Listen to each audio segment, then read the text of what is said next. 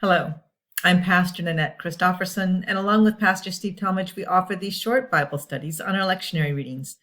This week, we happen to continue on in the Gospel of Matthew in chapter 10, verses 40 to 42, and while these are only 3 short verses, they're compact with a lot of meaning, I believe, and a lot for us to think about. The commentary today is by Colin Yuckman from 2017. So let's go ahead and get started. And let's get started by going backwards, back to the beginning of chapter 10, where we see the beginning of Jesus sending out the disciples in mission, letting them know the cost of discipleship and really giving them directives as to what their life and journey might be like. So our passage today continues on from the beginning of chapter 10. We have Jesus's directives at the start of Matthew 10, which are practical instructions on how to conduct the mission, how to deal with mixed reception. Jesus talks of the promise of rejection and suffering, and the security of discipleship, and the nature of division which obedience to Jesus entails. That's a lot, isn't it? In those big verses there, Jesus is incorporating a lot of what it means to be a disciple, and that being a disciple of Jesus is costly. It's costly because of who Jesus is, and we often live in our comfortable ways, and we don't think that being a Christian is necessarily costly until we find ourselves in these kinds of moments where people are criticizing us because we are Christian. So let's read Matthew chapter 10, 40 to 42. Whoever welcomes you welcomes me, and whoever welcomes me welcomes the one who sent me. Whoever welcomes a prophet in the name of a prophet will receive a prophet's reward, and whoever welcomes a righteous person in the name of a righteous person will receive the reward of the righteous. And whoever gives even a cup of cold water to one of these little ones in the name of a disciple, truly I tell you, none of these will lose their reward. So this passage circles all the way back to the beginning of Matthew chapter 10, maybe even a little bit before Matthew chapter 10. And it circles back to reception, how people will receive disciples of Jesus. So where there is a parallel with this passage in verse 40, we notice that Mark in chapter 9:37 and Luke in chapter 9, verse 48, both refer to welcoming a child in Jesus' name as equivalent to welcoming Jesus. But Matthew is unique, leaving out a reference to little one until verse 42. Here, instead, Jesus says, whoever welcomes you welcomes me. To welcome Jesus is to welcome the one whom he has sent, and to welcome the one he has sent is to welcome the Messiah himself. I'd like us to stop and pause and think a minute about hospitality. Eleanor Roosevelt said this quote, "True hospitality consists of giving the best of yourself to your guests." So as we look at hospitality, to what degree is hospitality itself an indication of discipleship? How do you answer this question? I think it's a good question for us to answer personally. When we're hospitable to others, are you giving the best of yourself? And I want you to think about how important hospitality is as an indication of discipleship.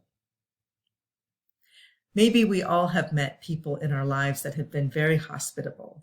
My father was one who was very hospitable. He was one to welcome people into our home. He was one to share his garden, share the fruit on the fruit tree, sometimes to my mother's chagrin because she's the one who did the most gardening.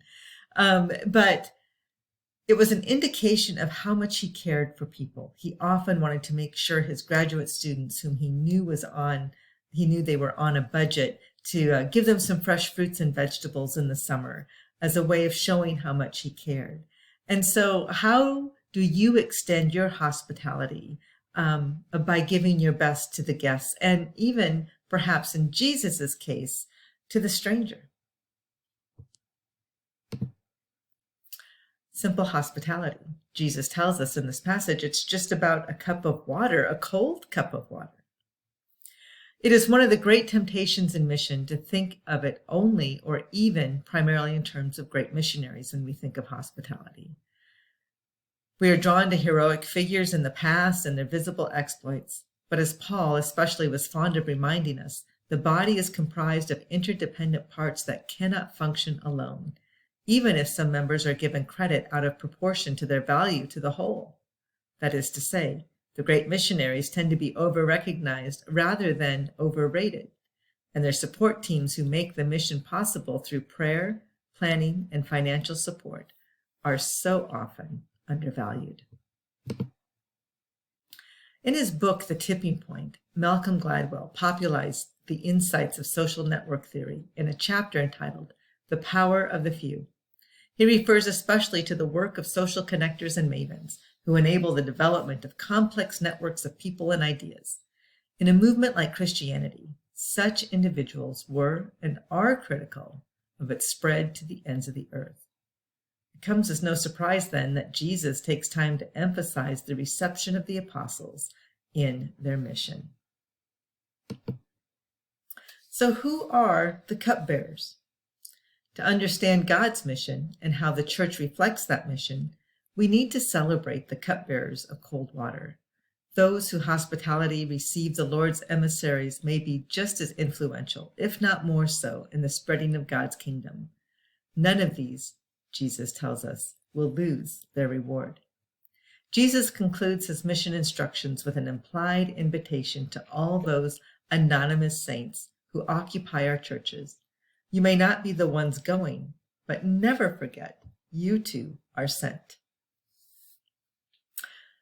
So let's go ahead and look at some of the questions here and things to think about as we go about this week, as Jesus tells us to be hospitable to the stranger, to be welcoming to all, and to offer a cup of cold water to someone. So I wonder, and I'm sure all of us have offered a cup of cold water to someone, especially in this heat as we welcome people into our homes. And so you might want to think back to a time you did that, but I challenge you to extend that beyond the hospitality of your home. And when have you offered a cup of cold water to someone you don't know? What does extravagant hospitality look like to you? Extravagant hospitality to me means that you're not selective in who you're inviting in. Extravagant hospitality encircles all and everyone, and there's no exception. All humankind are welcome to the table. When have you been the recipient of amazing hospitality?